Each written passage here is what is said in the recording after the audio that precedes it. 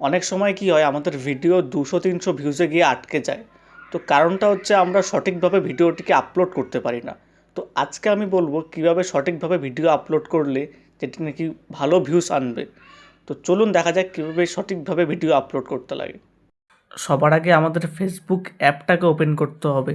তো আমরা অনেক সময় কী করি, ফেসবুক অ্যাপ থেকে যে প্লাস আইকনটা আছে সেখান থেকে কিন্তু আমরা ছবি কিংবা ভিডিও আপলোড করি। তো সেটা করলে কিন্তু ভিউজ পরিমাণে আসবে না। তো ভিউজ আনতে গেলে কিন্তু সঠিকভাবে ভিডিও আপলোড করতে হবে। তো আমরা আমাদের প্রোফাইলে চলে যাব। তো প্রোফাইলে চলে যাওয়ার পরে স্ক্রোল করলে কিন্তু এখানে একটা গ্যালারি একটা অপশন দেবে। তো আমরা সেই গ্যালারিতে ক্লিক করব। তো গ্যালারিতে ক্লিক করলে কিন্তু আমাদের যে গ্যালারি আছে, পোস্ট, ফটো সব কিন্তু খুলে যাবে।